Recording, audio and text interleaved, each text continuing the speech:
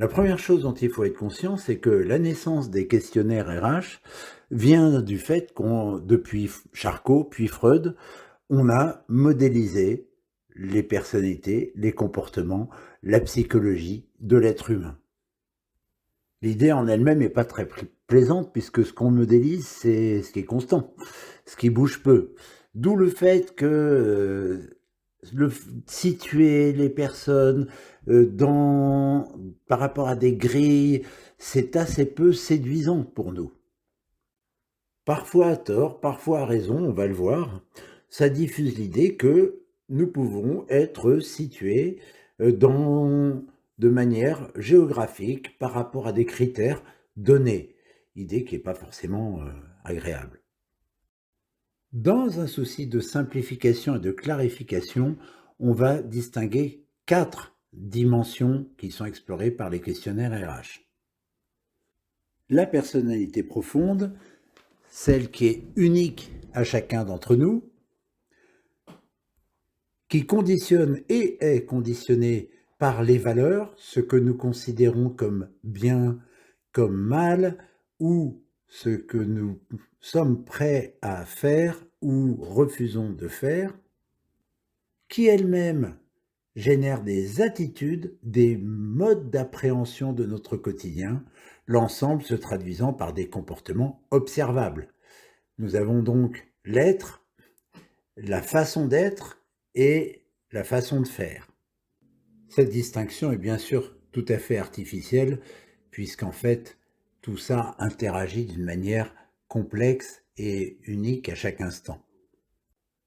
Quel est le premier questionnaire sérieux RH entre DISC et MBTI à match, parce que les recherches de Jung datent des années 20, mais William Marston publie en 1928 Les émotions des gens normaux, ouvrage qui va inspirer Walter Clark, qui lui-même, à travers Activity Vector Analysis, va axer son travail sur les émotions et donne naissance donc au modèle DISC qui fait état de 4 niveaux d'émotions: agressivité, sociabilité, contrôle et adaptabilité. Et il donne naissance à un modèle qui, 75 ans après, bientôt, tient encore la route. Alors, avec 2 bémols, évidemment. Le premier, c'est que c'est difficile d'acquérir une information fiable par des questions qui portent sur le fond de nous-mêmes, les émotions. C'est toujours la question du questionnaire et comment on acquiert l'information qui est posée ici. Et puis, deuxième bémol, évidemment, c'est difficile aussi de travailler sur ces émotions, l'expression de ces émotions, et il y a des modèles qui maintenant sont plus opérationnels. Il n'en reste pas moins que le DISC tient la route. Si on se dit que les types psychologiques de Carl Jung paraît en 1921, donc le MBTI est l'outil qui a la racine la plus ancienne. Le livre est une révélation pour la psychologue Catherine Briggs, qui travaille de longue date, depuis le début du siècle, sur ces questions-là, et elle se dit qu'il faut absolument vulgariser les travaux de Jung. Le but, c'est qu'on se comprenne mieux. Elle monte l'outil MBTI avec sa fille. MBTI est publié, la première version, entre guillemets définitive, en 62. Et si on se fie à notre boussole, on est entre personnalité, attitude, avec un aspect comportement. La spécificité du MBTI, c'est que on est sur un outil temporel, au sens où il y a la photo au jour J, où la personne remplit le questionnaire, mais aussi une vision de la direction qu'elle prend pour le futur. Bien évidemment, la complexité de l'outil demande un débrief fin et le rend difficilement exploitable sur des problématiques de communication ou de management au quotidien. Grand changement dans les années 70, la direction du personnel commence à devenir la direction des ressources humaines et apparaît le métier de psychologue d'entreprise.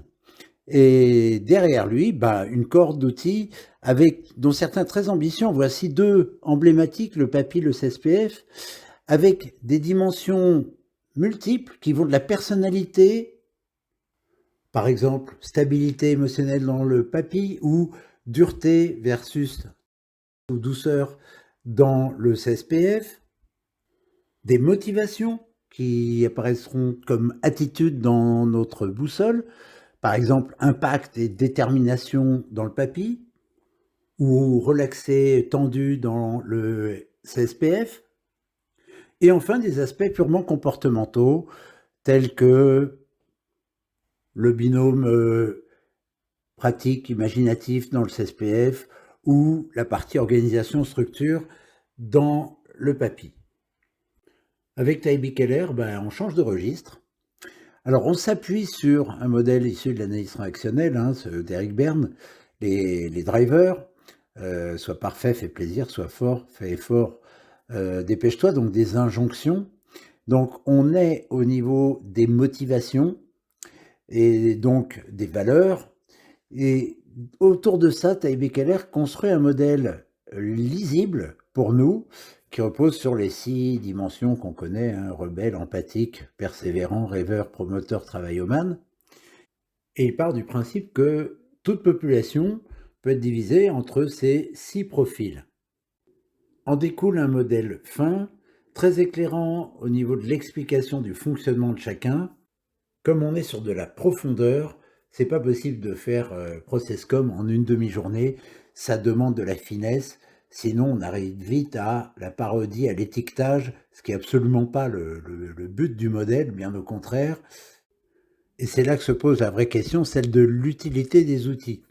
A priori, la réponse, c'est qu'un outil de personnalité sert à se découvrir, à explorer sa personnalité. Un outil de comportement sert à modifier le comportement. C'est pour ça que MBTI, ProcessCom propose des solutions intelligentes sur les questions de management, communication, mais forcément moins opérationnelles que celles proposées par des outils de comportement, puisqu'il s'agit de modifier des comportements. Plus près de nous, on trouve des modèles qui sont souvent sophistiqués dans leur construction, mais plus opérationnels dans l'appréhension, parce qu'ils sont plus en surface. Là, c'est le cas du SOSI, un modèle très opérationnel et connu en recrutement. Alors, il y a des aspects de personnalité, l'ascendant sur l'autre, plus d'attitude, s'attache aux aspects positifs, ce monde détendu, et très orienté comportement, persévérance, minutie, méthode, changement. Donc, on a un modèle en synthèse qui est opérationnel et qui répond aux questions d'un recruteur. On remonte un peu en arrière parce que Nederman se met à travailler sur cerveau gauche, cerveau droit, limbique, cortex dans les années 60. Il commence à travailler sur son questionnaire en 75 qui aboutit en 82 au HBDI. Alors, le questionnaire rustique, le modèle, lui, est bidimensionnel. Pour le coup, on mesure les comportements et rien que les comportements, on n'a pas le pourquoi, on n'a pas la personnalité, on n'a pas les motivations. En revanche, du coup, on a un modèle qui est pleinement opérationnel et c'est cette même démarche, travailler uniquement sur les comportements, sur l'observable, qui mènera à la naissance de Predom. Predom, donc, c'est un modèle qui décrit, qui n'a pas la richesse, la profondeur de MBTI et ProcessCom, qui n'est pas dans le pourquoi de la personnalité, juste dans le comment du comportement, avec donc 2 avantages. Le premier, c'est que la collecte d'informations, donc la réponse au questionnaire, est beaucoup plus fiable, puisqu'on interroge les gens que sur leur façon de faire. Et puis l'utilisation qui est immédiate, puisqu'il est beaucoup plus facile de changer un comportement que de changer sa personnalité, ses attitudes, ses valeurs.